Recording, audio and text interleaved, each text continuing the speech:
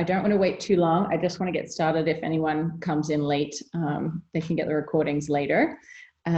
So I'm going to put on the slide deck right away, and then at the end, I'll come back on camera so we can do a little Q&A.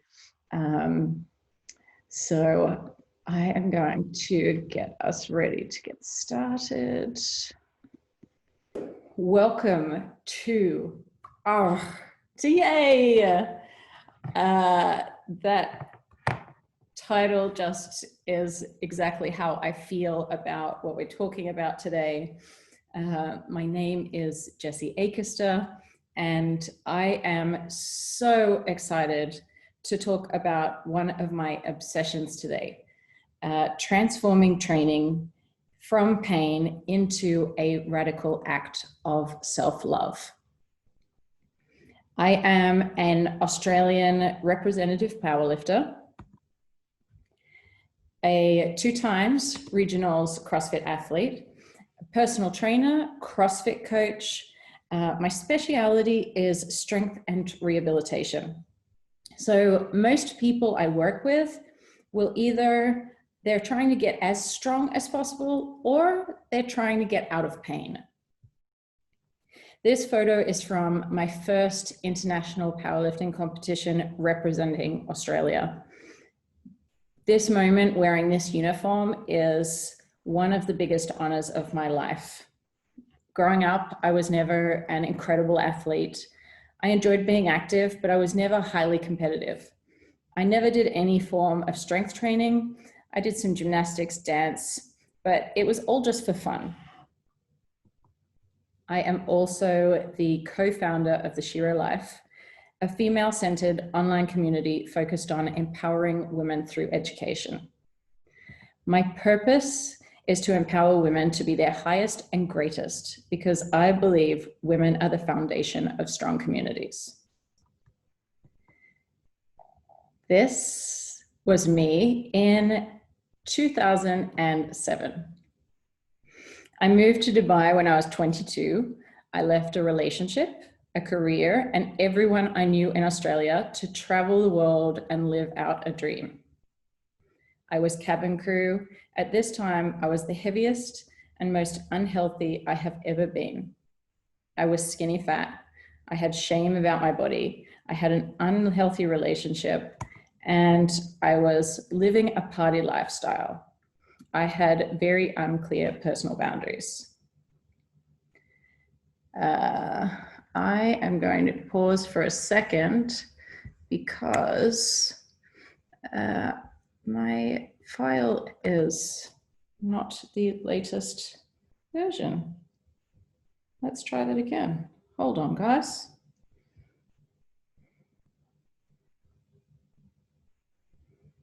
There we go. Come back to that. Sorry. Back here. From the outside, I looked like I was living a pretty great life, but in all honesty, I was pretty unhappy. In 2010, I hurt my back on a flight, and the doctor told me I needed to get fit or I would continue having back problems. Why are we not moving forward? Oh. Here we go.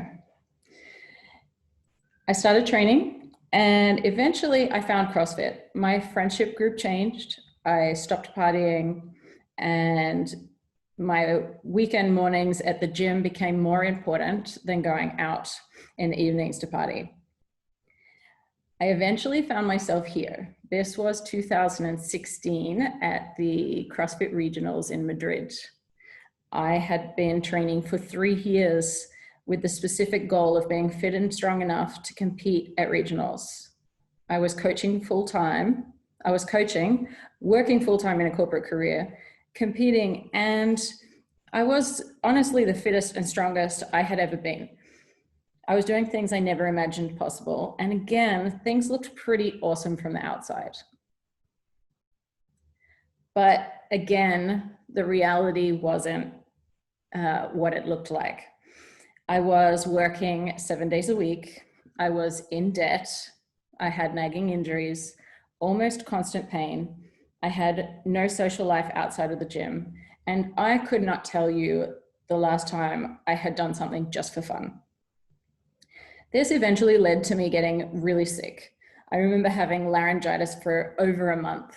I'd taken multiple courses of antibiotics and I just was not getting better. I was emotionally and physically burnt out. Training stopped being fun. It felt like work, and life just generally felt like a struggle.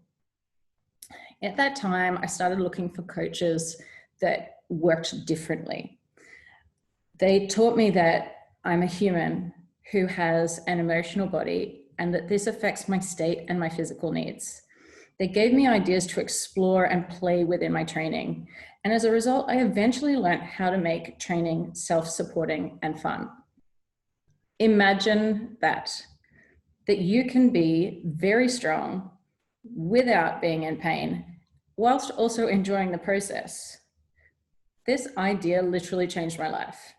It became the foundation for my coaching practice and my own training. I work with humans, and training should be something fun we do for a lifetime. Please consider that for a moment. You are human, and training should be fun. So the question is, how do we make that happen? First, we have to acknowledge that we do have a physical body. This is what most of the fitness industry focuses on. This is the consideration of movement acquisition. What are your physical abilities and limitations? What is your mobility like? Do you have previous injuries? What is your training age? How many years of experience have you got in this type of training? Then they also can be very specific on what are my muscles, joints, and connective tissue? How are these supposed to move? In the fitness industry, we often get so focused on this idea. For example, a squat should have flat feet, a braced core, knees tracking over toes. Now, these are all great cues if you are teaching someone how to squat so that they can eventually do a barbell squat, for example.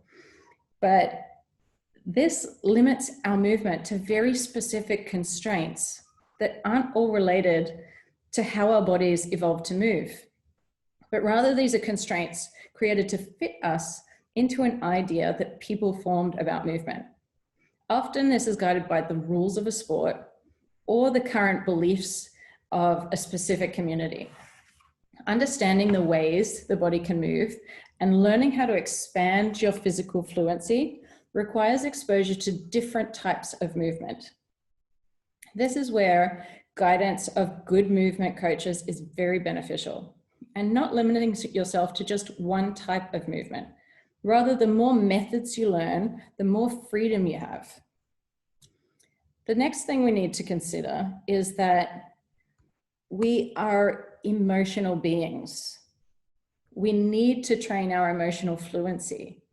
This is your ability to feel and express emotion, to recognize when your state has changed and how that is affecting your physical body.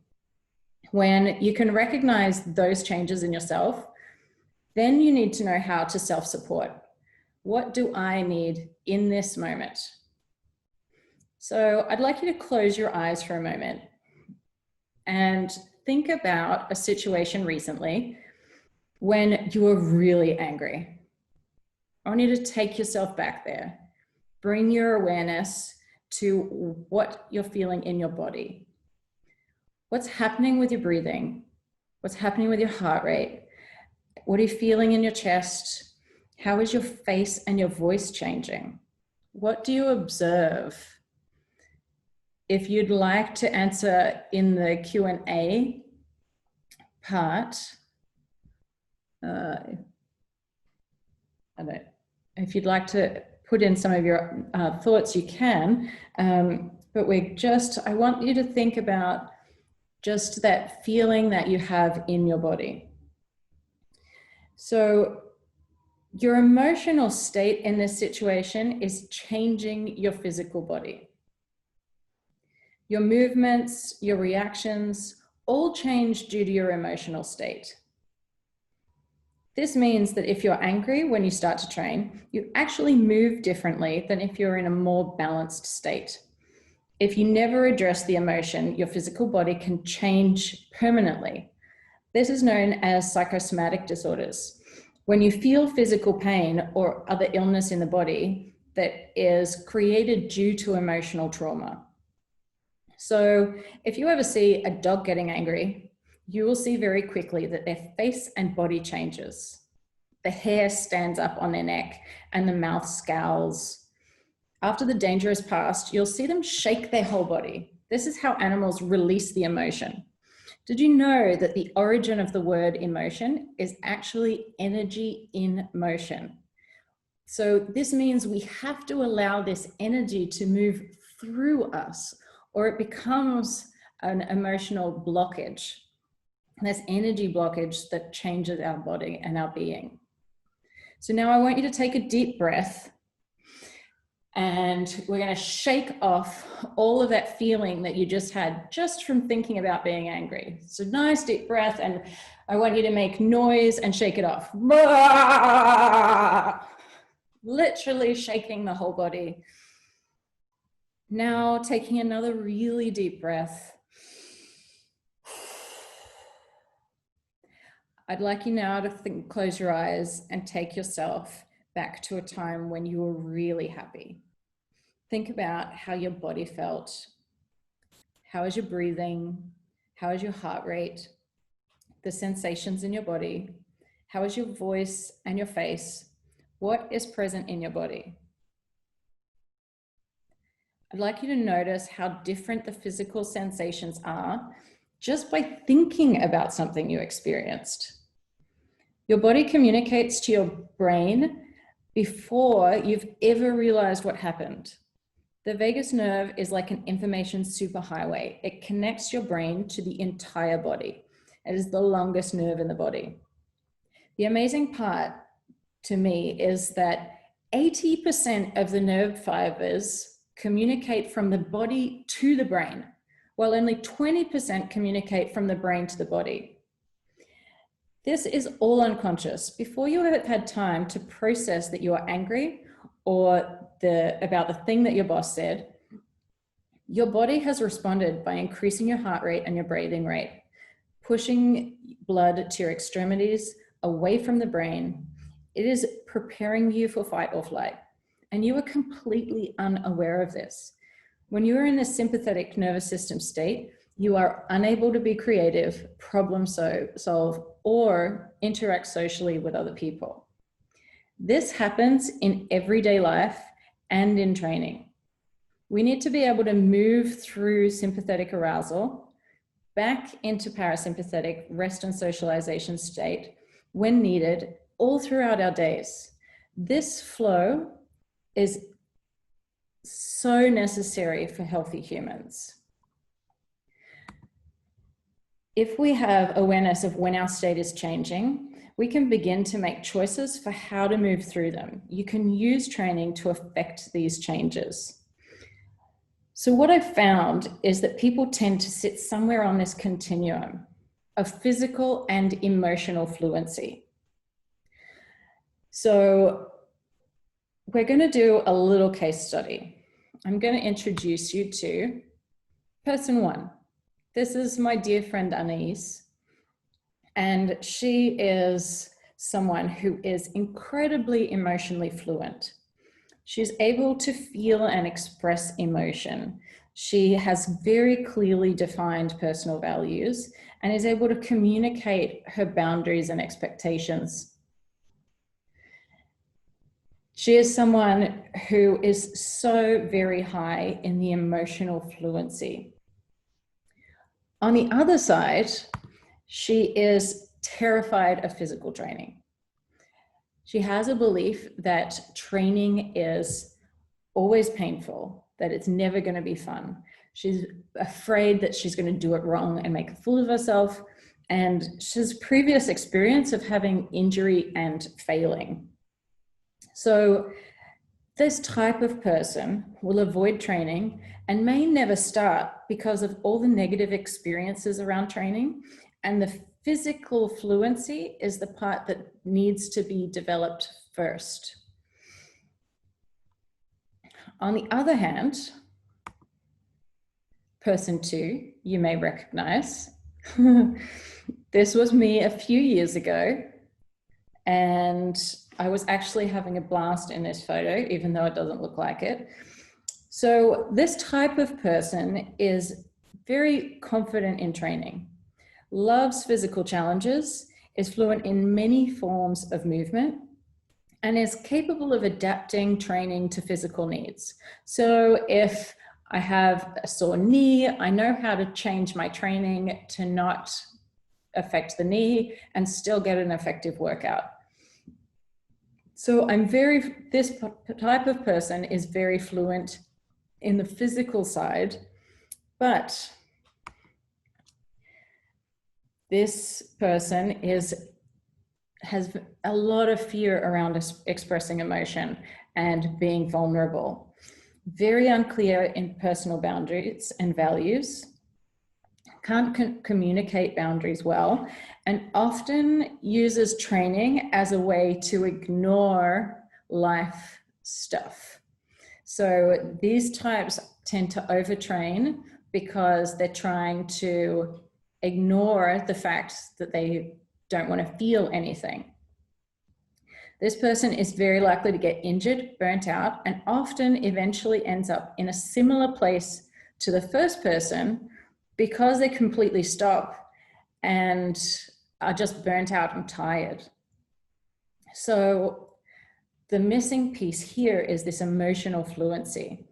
So what is stopping us from learning what we need to learn to become fluent in both sides and be able to use both skills when needed? Fear. Fear is a coping strategy that has kept us safe our entire lifetime. It stops us from getting killed. So it's something we want to respect, but you also need to consider, is it serving you in this moment? I'm going to share the story of training Anais here, who you saw in the previous photo.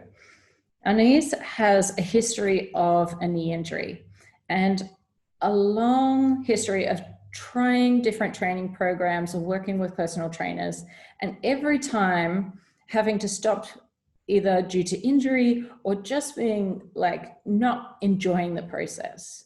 So when we first started addressing how she could move, I gave her a very small knee flexion exercise. It was literally a tiny step. It was maybe 10 centimeters. And she had to bend her knee, move her weight over that leg, and then stand up supporting herself fully with that leg. Now, the first time she did this, her eyes welled up with tears, and she said she realized that she was afraid of the pain. She could feel the fear in her chest, and she was so scared that it would get worse. And she was able to express the feeling of fear in her body as she was getting there on the verge of crying. There was no actual pain while performing the movement, but her body remembered the previous trauma and responded by giving her those cues to make her stop. Because she was able to be present with the emotion and recognize it was fear and not a real sensation of pain, she was able to express what was present and then continue training. This was a massive breakthrough.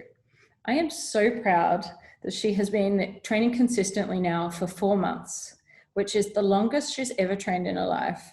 And this could not have happened without addressing this fear. So I'd like you to have a little think about training.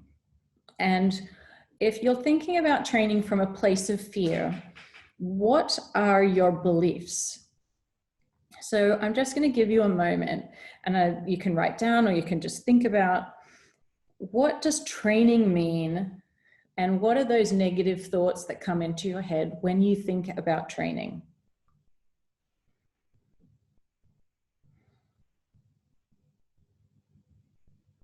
Now, I've done a little writing, and some of the things that come up most commonly when I am coaching.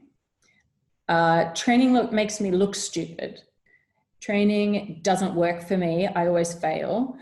Training causes injuries. Training is always painful. I can only train if it's perfect and I'm following the program exactly as it should be. Training is something that I just have to do because I'm fat, or training should always be really hard. Now, there are many more, but these are some of the most common training beliefs. Now, all of these are fear-based limiting beliefs. They stop you from taking action. So how do we get out of this fear cycle? We have to add safety. Safety is our secret ingredient. Notice that we still need fear. Fear keeps us from killing ourselves. But to stretch ourselves and to get outside of our comfort zones, we need to feel safe. Once you feel safe doing a movement, you can push slightly out of your comfort zone to try slightly heavier or harder. If you feel safe and you experience an emotional reaction to a movement, you will allow yourself to cry and let that emotion move through you. But this can only happen within this place of safety. So I'm going to go deeper into what will help you create a sense of safety a little later. Let's look at our beliefs about training, but this time I want you to come from the mindset that I am safe and training is an act of love and self-support. Then again, I want you to think about, what would training mean to me if I was feeling about it that it's safe and an act of love?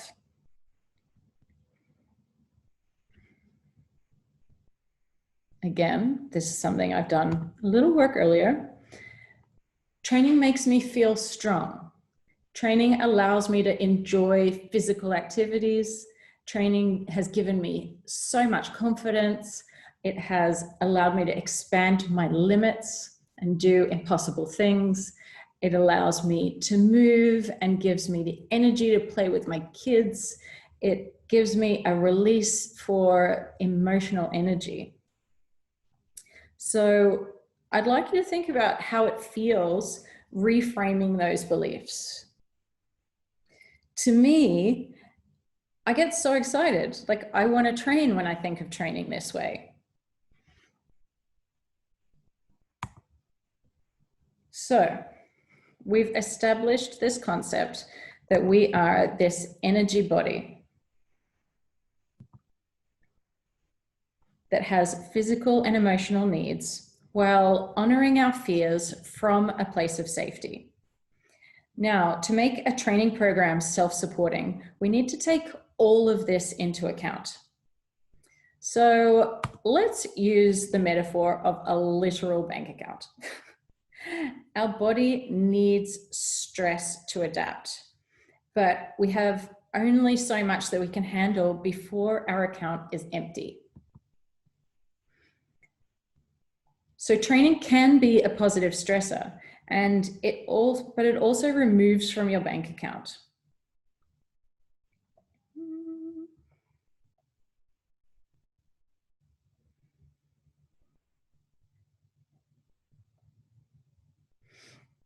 So does life stress, family, relationship issues, work? The important part here is to be aware of how each of these parts of your life are affecting you in this moment. The busier and more stressed you are in normal life often means we need to do less training and more connecting to our emotional state. So the training choices need to change depending on how many of these that are currently removing from your body's bank account. We can add to our bank account though.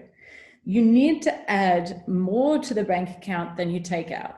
Just like a normal bank, we can't go into debt here. We can fill up this account with high quality nutrition. Sleep. Sleep is so important and so undervalued. Breath work. Breath work is one of the fastest ways to change your nervous system state and to connect with what's happening in your body. Meditation. I know for some people, the idea of sitting still is very hard, but I'll give you some ideas for how you can adapt that for yourself. And community. We have evolved to be in connection with other humans. So positive social interactions are vital for our mental health. Add to your bank account gives you more capacity to handle the hard stuff. The greater the life and training stress, the greater your deposit needs to be into your body. Now, if you listen to your body, it will give you all the information you need. So take a moment and just think about that. If you listen, your body will give you all the information you need. Taking time for this is critical. For my anxious, high-strung athlete types, this is very hard. When I started this work, I could not sit still with my own thoughts. So I would do walking meditations or put music on that helped me feel a certain way. I'd move around in ways that felt supporting to my body. I found these to be really useful first steps that would help me become more grounded, eventually allowing me to spend time meditating. So if you'd told me back then that I would do like 20 minutes of meditation every morning, I would have laughed at your face. But I promise that if you start slow with the intent of slowing down and being present, it eventually comes easier. If you have limited time, it is even more important to schedule this time out for yourself. On the other side, for those of you who are more to the highly emotional side, then your work is in noticing when you are allowing your emotions to stop you from doing. Sometimes being so attentive to how you feel stops you from challenging yourself, and ultimately you make no progress. These people really benefit from a supportive coach in the beginning who can challenge them while creating a sense of safety. So this is all great, but how do I apply it to training? The very first step is checking in with your body. I want you to ask these questions. Why am I training? What am I experiencing in my body today? Based on the experience in my body today, what does my body need? And what is my intent today? These questions I ask all my clients and I ask myself before we even warm up. So we'll use our warm-up movements to find what is going on in our body. Based on that, we make decisions on how we will proceed for the rest of the session. Now, there are 4 pillars that I believe are the foundation for creating a self-supporting training practice. The very first is the core foundation, quality of movement. So this is really looking at that physical side. Are you in control? Do you have the required mobility for the task you have set yourself? And are you working within your abilities? There are endless ways you can move. But if you decide you want to back squat 100 kilos, you need to learn to do that properly with correct form. The prerequisite is much higher for that than some other types of movement. So if you understand what you're trying, that point, then you can make these choices for how to learn how to move correctly. The second point is understand your intent. Are you training for maximal strength? Are you training for health, increased mobility, just energy to play with your kids? Do you want to be out of pain? How you answer this will change all the decisions you make in training. If your goal is to be really strong and you want that 100-kilo back squat, then the way you progress and how you perform the squat will be different from the person who wants to be out of pain and enjoying moving with their kids.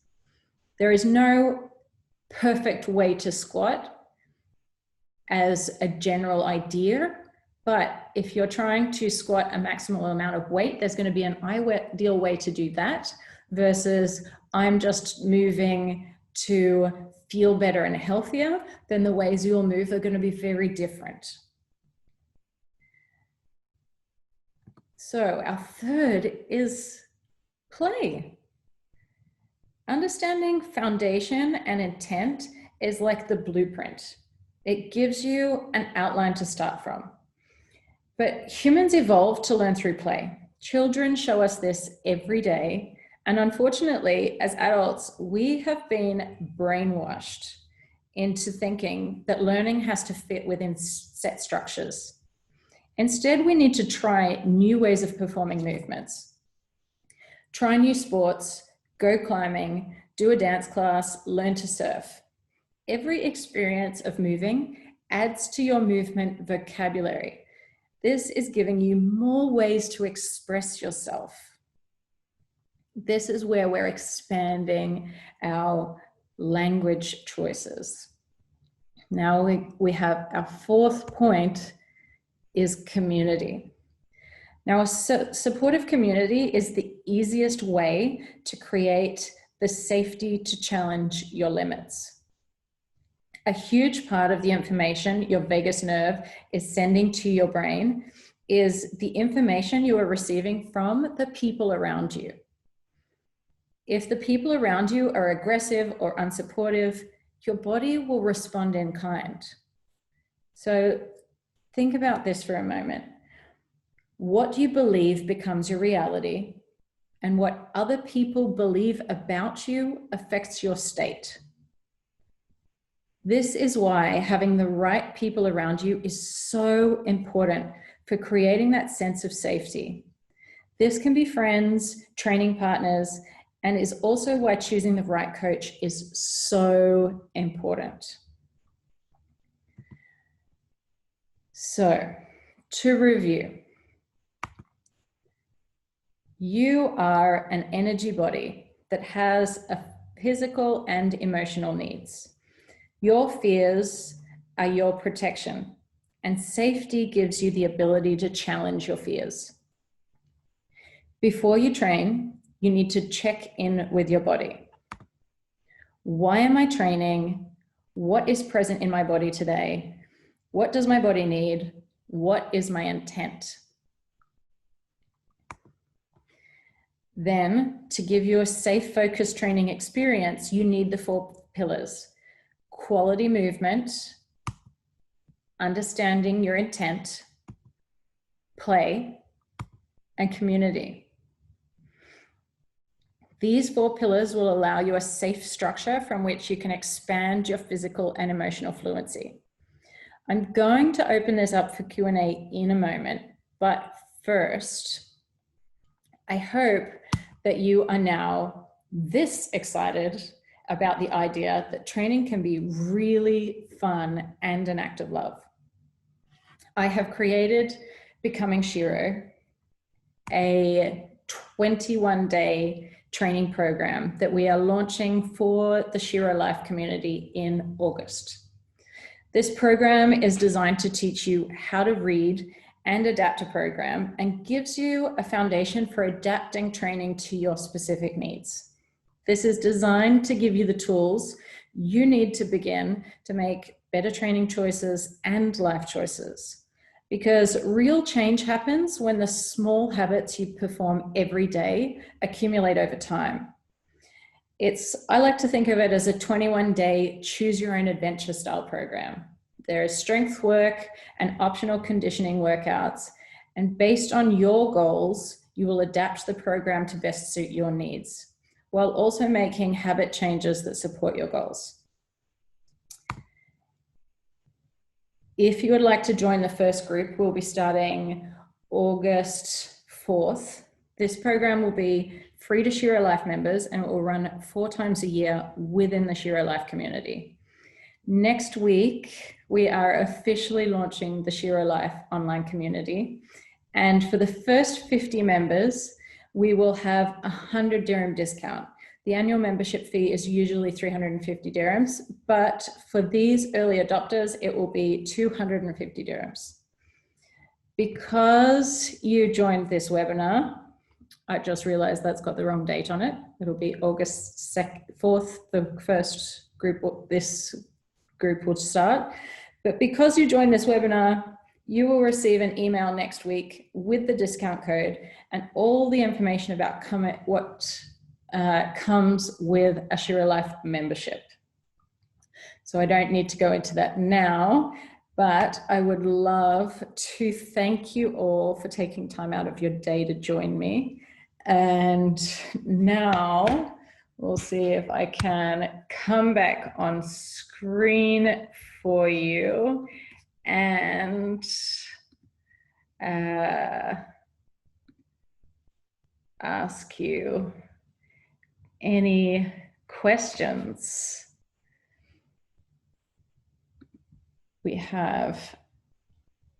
There is Q&A. There is the chat box. If you have any questions, thoughts, anything like that, I have a few minutes and then we can close.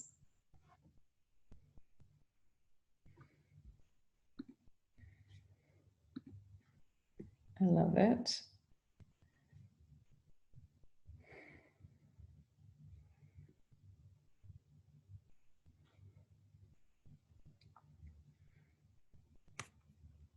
Everyone's quiet. I think we're all good.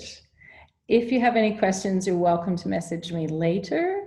Thank you so much for your time. Oh, no, I have a Q&A pop up. Oh, Tanya, I would like to know more about the meditation since you find it difficult as well. Okay, great. Tell me, Tanya, what is it that you find hard about the meditation? Is it do you find that you've got a lot of thoughts going on in your head when you're sitting? Like, have you tried a practice before? That's, I would like to know. For me, I found a few things that were really helpful. Started with doing a walking meditation. So I would put on some music that was very calm, that would help get me into the state. I know the Strong Fit community went on a whole doing the Disney princess songs. I haven't really listened to those very much. I listen to those to dance around the house too, but I put on some other music and I'll go for a long walk. And all I'm trying to do is be present with what's happening in my body when I'm doing that. That was really helpful for me when I struggled to sit. Now, another thing that I really like to do now, I found a company called Ziva Meditation that do a 2-week program teaching you how to meditate, essentially.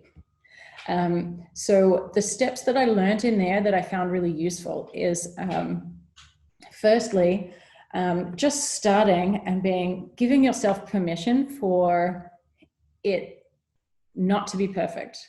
Like this idea that we have to have perfectly closed mind and have no thoughts is not a reality for most of us. So I find that the description that was used, which I loved, was imagine that you're at like a dinner party and there's lots of thoughts going, like conversations going around you.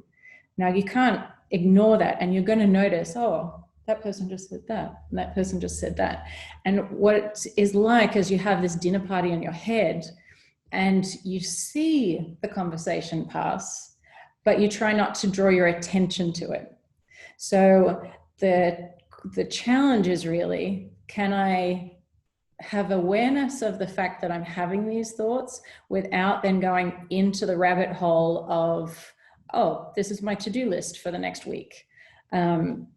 So that was really empowering for me, realizing that it's okay that I'm having these thoughts, but actually just the act of making the time.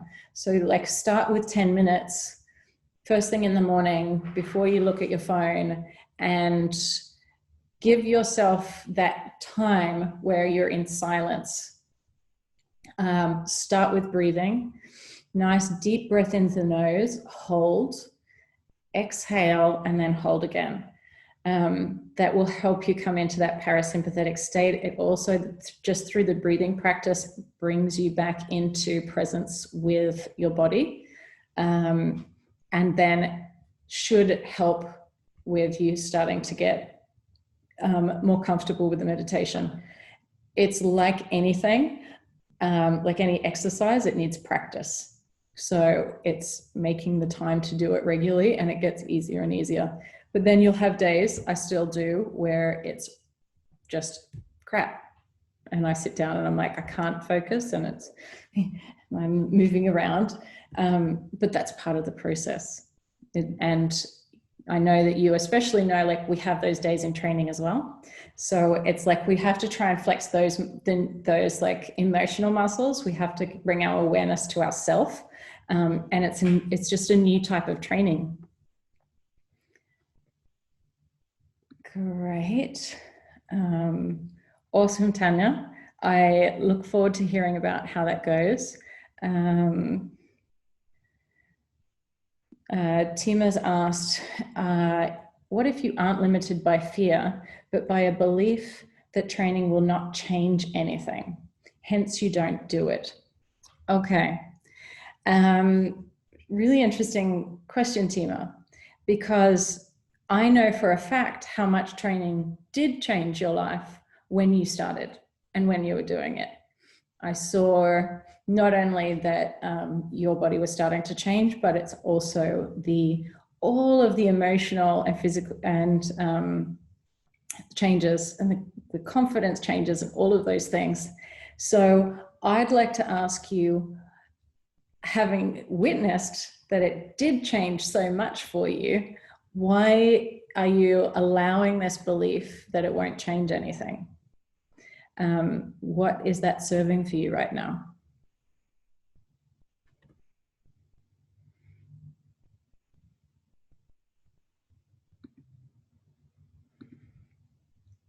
Asha, you mentioned emotional muscles. What are these? Can you tell us more about them? So I talk about emotional muscles as kind of a metaphor for the sort of spiritual side of ourselves. Our emotional body, per se, we have this energy body that we have this vibrational energy field that literally comes from our heart out 10 feet from our body. And that is part of our energy, like being.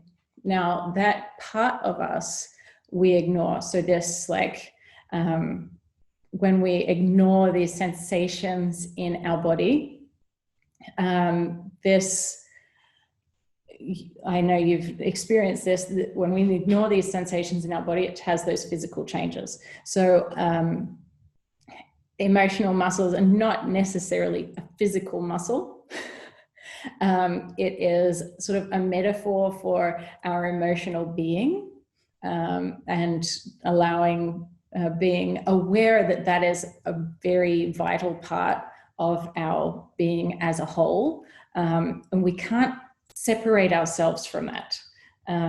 We come from a society that has been taught our brain is in control of our muscles, and doesn't appreciate that we have a higher being and a soul and emotional energy that affects our body just as much, if not more, than what we're thinking in our head.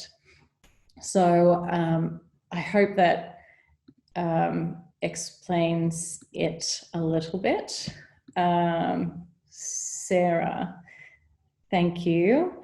When emotion manifests into disease, do you recommend that a person deals with this prior to starting a program, or can you deal with it through training? So, great question. It's something we can address through training. So it needs to be a two-pronged approach. We need to learn and start bringing awareness to the emotional place. And then through training, we can create a safe space to start to process that emotion and to release the stuck energy. So sometimes when we have an injury, so we have pain in the body somewhere, that place, we can keep getting that recurring injury, but it can be related to the fact that we're not processing emotion. So if we start to bring awareness to the fact that we need to allow the emotion, as well as training that area, we can then physically release the stuck energy at the same time as we start to bring awareness, we give that opportunity for it to start to move through us. I hope that answers your question. How do you deal with the frustrations of injuries and the fact that they get in the way of proper training? I'm glad, thanks Asha. So we're human, we're imperfect, and training is going to be imperfect. There's going to be niggles. So I feel like the thing when it comes to these frustrations of like injuries and it's in the way of proper training, what's proper? What is it? What's that construct that you're putting yourself in? Like this box of training has to look this way for me to be doing it right. So to me, I need to create a new boundary. What can training look like for me? So for example, having been in quarantine, when I couldn't train the proper way, it gave me actually more freedom to explore. This was my chance to play and see how many different types of movement I could do, see how I could challenge my body in really different ways. And if instead of thinking of injuries as a thing that limits us, what if we thought about them as an opportunity to learn new things? So I would say the answer is we need to start reframing. What is a belief? So this is that frustration that training is, that the injury is getting in the way of training, is that negative belief that's limiting you. Then we want to bring awareness to the fact, this is what I'm believing right now. What do I want my new belief to be? My new belief is this is an opportunity for me to learn. So then you want to go into each training session saying, I get to play with new things now because I'm not limited by my normal training program. Then I have Tima. Questioning back at you, yeah. Okay, so then I guess the limiting belief isn't something I can't change, but not being able to get over the fact that not being able to restart after growing so much and then losing all the progress. So the next question is, how does one get into the mental frame of mind to start?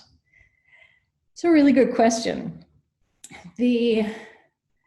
I see it all the time, the people that, train and they do really great and they're having great progress, and then life stuff gets in the way. And then a week turns into 2 weeks, into 6 months, to I haven't trained in a year. And then we go back to everything's hard, everything's painful. Oh, it was never that fun anyway. And we start to use those excuses as ways to get out of taking that first step because it's scary. So you're using your fear as an excuse right now.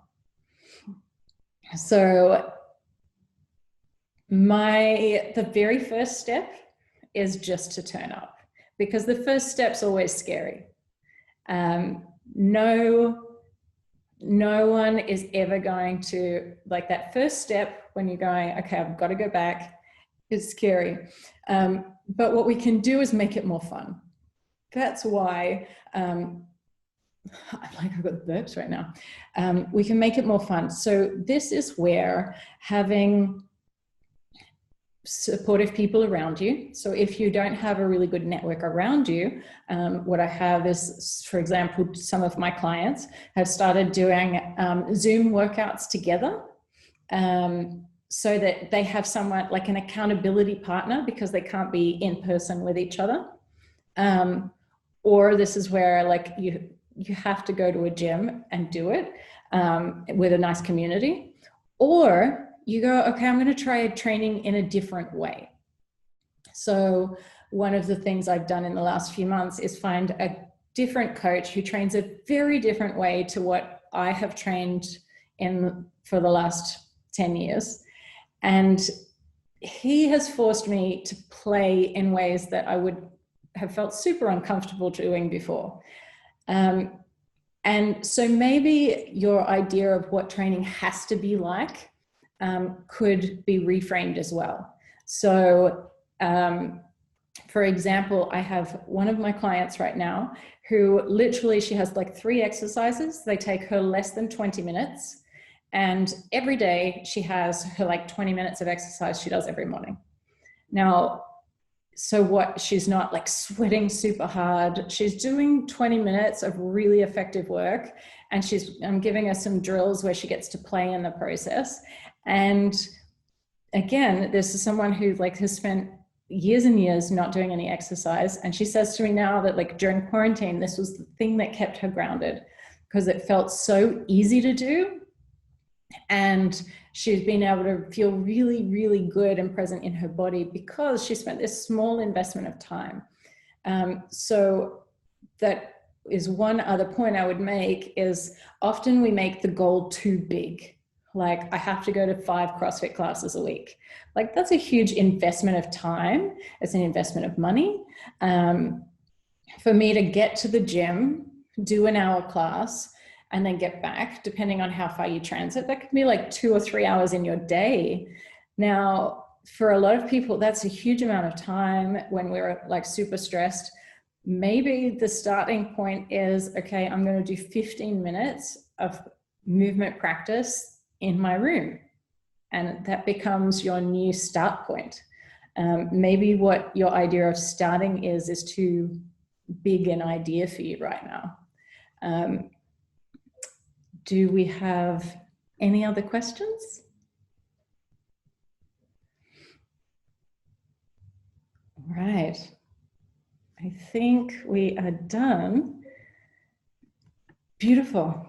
I'm so, so glad you guys could come. And I hope you learned something and enjoyed it.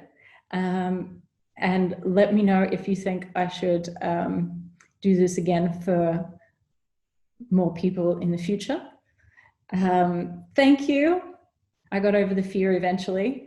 We dealt with some of the technical difficulties, but I think we got there. So have an amazing night. Thank you so much.